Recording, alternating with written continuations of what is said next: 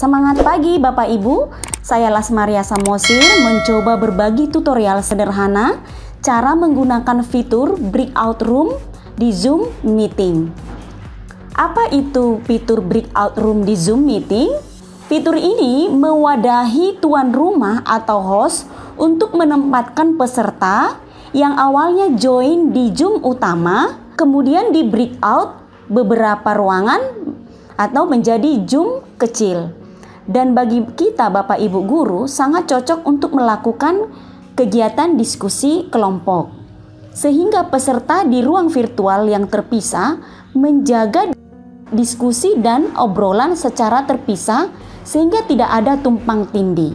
Sederhananya, breakout room dapat mengubah belajar virtual rapat dari dua ruangan berbeda seakan-akan berada di satu ruangan yang sama.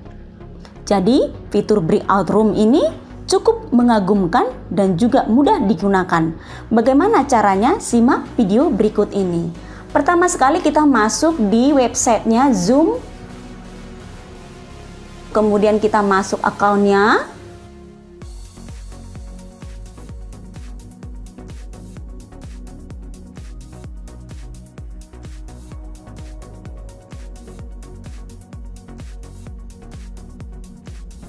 Kemudian kita masuk bagian setting. Di kolom meeting, ya, in meeting advance.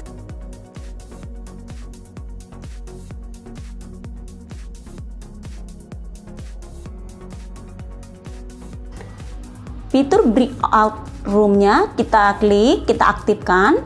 Kemudian jika menginginkan setiap partisipan atau setiap siswa kita nantinya di setiap room bisa share screen, maka kita aktifkan screen sharing-nya.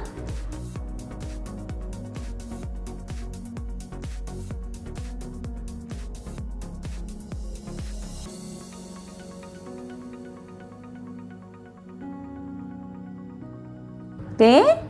Nah, di sini ada who can share all participant.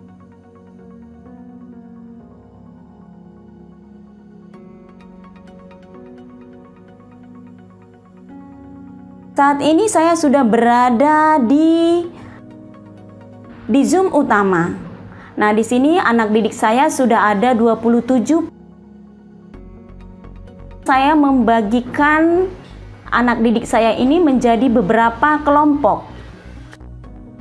Untuk memulai membagi kelompoknya, ini dia fitur breakout room-nya sudah muncul di fitur more ini. Kita klik more ini, muncul dia fitur breakout room. Sekarang saya akan membagi mereka dengan mengklik ini, breakout room. Oke, muncul tampilannya seperti ini. Dalam membagi kelompok ini kita bisa memilih 3, apakah automatically, manual atau peserta atau anak didik kita memilih sendiri.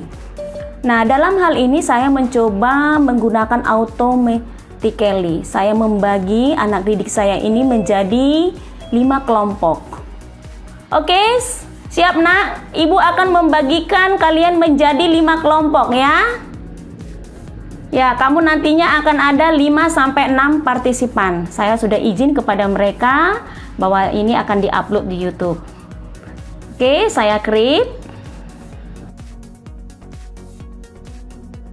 Kalau sudah tampilannya seperti ini kita bisa edit nama roomnya. Misalnya room 1 saya ubah menjadi kelompok 1.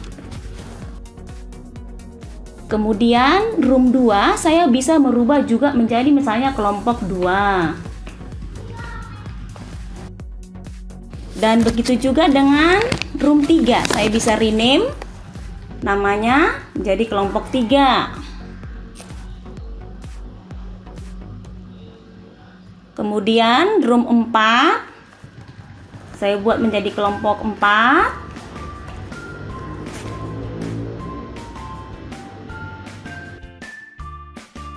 Room 5 saya rubah menjadi kelompok 5. Pengaturan di sini cukup banyak. Di sini kita bisa mendelete atau menghapus kelompok mungkin yang menurut kita tidak kita perlukan. Atau mungkin kita juga bisa melakukan pertukaran peserta setiap room ke room yang lainnya. Contohnya saya ini mengganti Karissa Munte, saya pindahkan ke room atau kelompok 4. Kemudian di sini juga ada penambahan room, add room, dan option. Nah, option di sini kita bisa memilih misalnya apakah breakout room ini otomatis 30 menit tertutup. Jika iya, kita checklist. Nah, kemudian ketika kita mau close all rooms, apakah kita memerlukan waktu 60 detik atau mengurangi atau bahkan menambahkan, itu terserah kita. Ya, untuk saat ini saya biarkan saja. Oke, Ibu akan membuka roomsnya. Ya.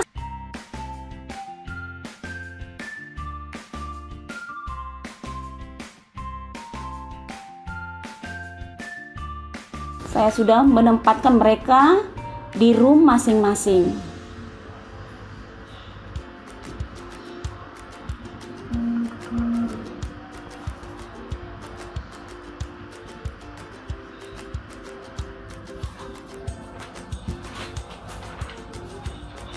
Kita sedang menunggu. Nah, kalau seperti ini dia mungkin karena jaringan agak begitu lama. Kita menunggu saja. Oke, masih ada satu orang lagi. Ini mungkin karena jaringan juga.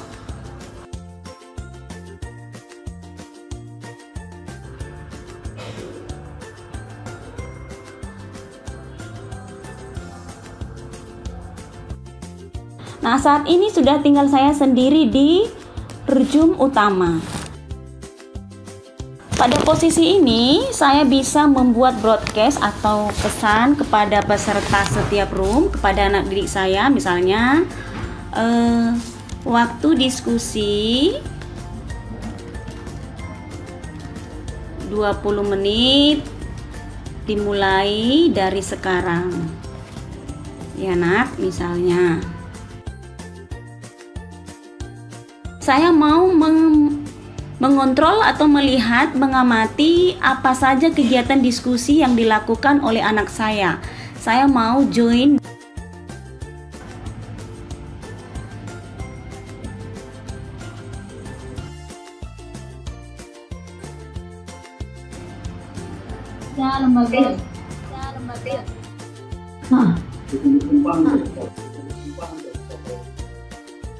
Di sini anak didik saya sudah melakukan presentase, share screen.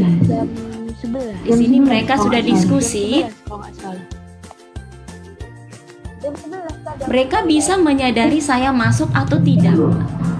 Nah, untuk itu saya meninggalkan room ini dulu. Saya mau mencoba untuk room berikutnya. Halo, lanjutkan ya, Nak. Oke, Bu. Ya, Oke, oke, saya.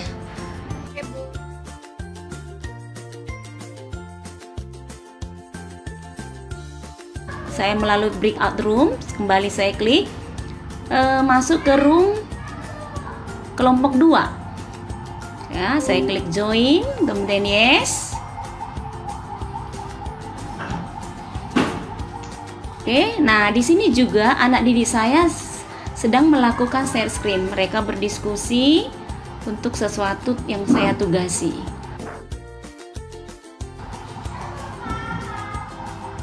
Oke, di sini mereka bisa mengetahui saya ada hadir atau tidak. Oke, Nat, lanjut ya.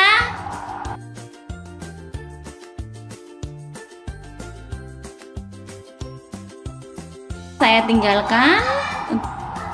Nah, seperti itulah cara kita untuk mengontrol diskusi yang dilakukan oleh anak didik kita. Nah, untuk itu misalnya saya anggap sudah selesai mereka berdiskusi, kemudian saya buat broadcast-nya. Waktu diskusi sudah selesai.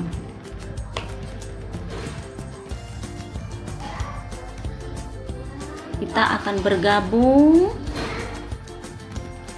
di room utama untuk persentase.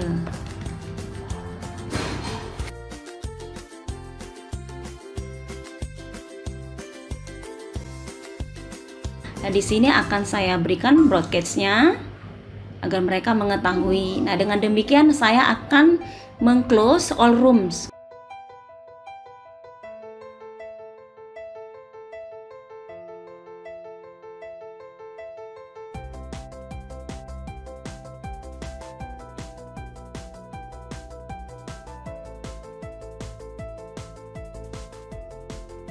Oke, saat ini saya sudah menunggu anak-anak saya untuk bergabung kembali di room utama. Di sini masih proses 15 detik ya. Kita tunggu. Tadi waktu untuk bergabung diberikan zoomnya 1 menit atau 60 detik untuk bergabung keseluruhan di room utama. Oke, nah di sini anak-anak saya sudah semuanya, hampir semuanya bergabung ini. Nah, di sini terlihat yang sudah bergabung atau belum. Tambahan Bapak Ibu dan teman-teman sekalian, Zoom hanya akan merekam ruang utama atau ruang di mana host berada. Saran saya, jika diperlukan rekaman di setiap rooms, maka mengizinkan satu peserta di setiap room untuk mengambil rekaman kegiatan. Itulah tutorial singkat penggunaan fitur breakout room di Zoom. Semoga bermanfaat. Jangan lupa subscribe, like jika suka, dan share bila bermanfaat. Sampai jumpa. Terima kasih. Sampai jumpa. Ada Bu. Dadah. Ada Bu.